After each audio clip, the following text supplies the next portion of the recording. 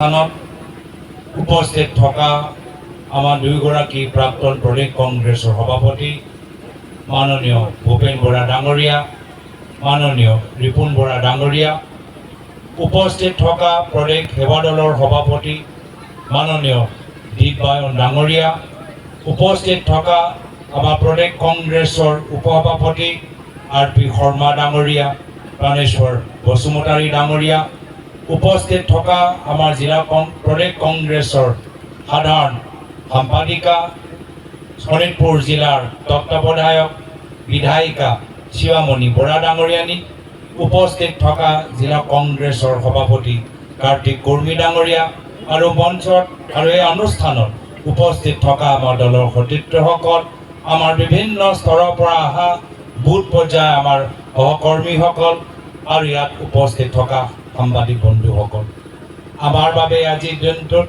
এটা স্মৰণীয় দিন। আজিৰ দিনটোত আমি সকলোৱে মনত পেলাইছোঁ আমাৰ দলৰ ইতিহাস, মনত পেলাইছোঁ আমাৰ দলৰ বুৰঞ্জী। এই ঐতিহাসিক তেজপুৰত আহি আমি মনত পেলাইছোঁ যে কংগ্ৰেছ দলৰ স্বাধীনতা সংগ্ৰামত আমালোকৰ অৱদান। আজি পুনৰবাৰ আমালোকৰ ওপৰত এটা গধুৰ দায়িত্ব।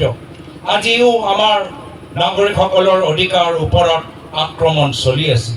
পূৰ্বত ব্ৰিটিছসকলৰ আক্ৰমণ আৰু আজিৰ তাৰিখত শাসক পক্ষৰ আক্ৰমণ।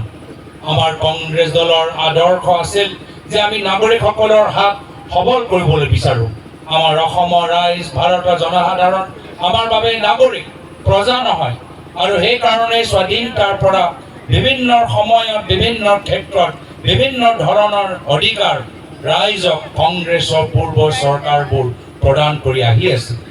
ভোট দিয়া অধিকাৰৰ পৰা খাদ্য সুৰক্ষা আইনলৈকে, আমাৰ ৰাইট টু ইনফৰমেশ্যন তথ্য জনাৰ অধিকাৰৰ পৰা আমাৰ শিক্ষাৰ অধিকাৰলৈকে বিভিন্ন স্তৰত আমি অধিকাৰ দি নাগৰিকসকলৰ হাত মজবুত কৰিবলৈ আমালোকৰ চেষ্টা।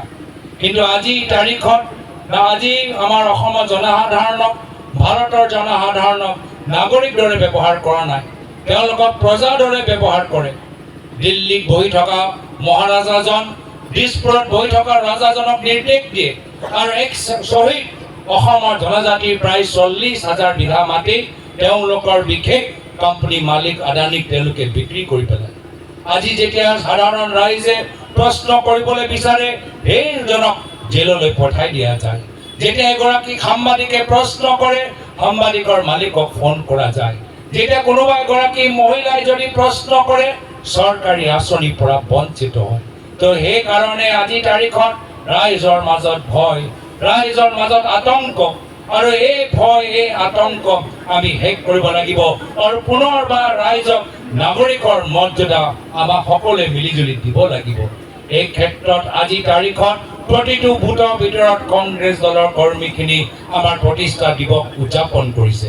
আৰু আজি এই ঐতিহাসিক তেজপুৰত যে এটা পদযাত্ৰা হ'বলৈ গৈছে, এটা ঐতিহাসিক পদযাত্ৰা, এই ক্ষেত্ৰত শোণিতপুৰ জিলা কংগ্ৰেছ, প্ৰদেশ কংগ্ৰেছ আৰু সেৱা দলে যি উদ্যোগ লৈছে, মই তাৰ বাবে সকলোকে ধন্যবাদ, কৃতজ্ঞতা জ্ঞাপন কৰিছোঁ।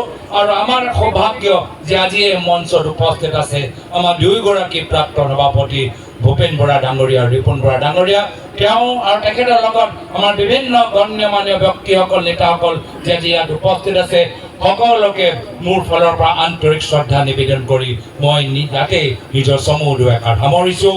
ধন্যবাদ। জয় হিন্দ, জয় অসম, জয় সংবিধান, বন্দে মাতৰম।